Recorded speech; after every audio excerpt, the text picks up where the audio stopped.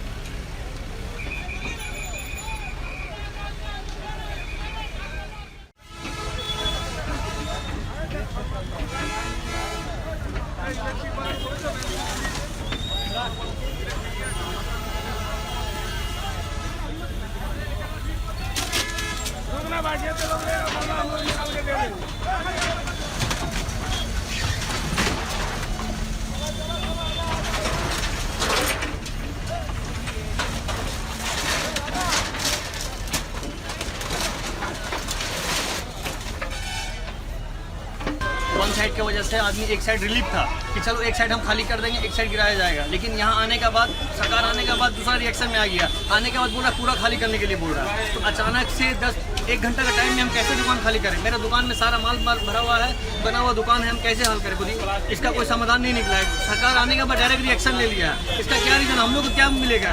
Time तो मिला ही नहीं, ना नोटिस मिला। यहाँ तक एक पर्ची भी नहीं दिया गया कि हाँ भाई कि आपका ये दुकान खाली होगा, आपका वो दुकान खाली होगा, आप लोग सेटलमेंट कर लीजिए। ऐसा कुछ भी नहीं बोला गया, डायरेक्ट बुलडोजर आके चढ़ा दिया गया बस। तो ये कितना नुकसान हुआ आप लोगों का?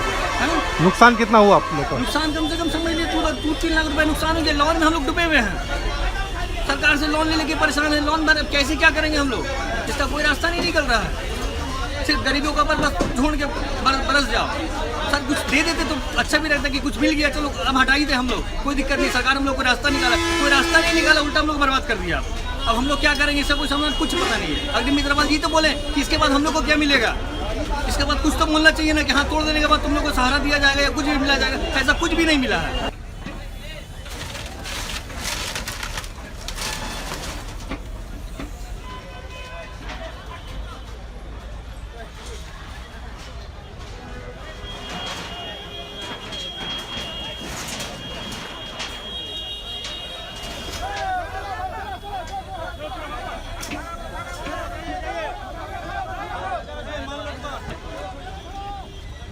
माल में लौट पा रहे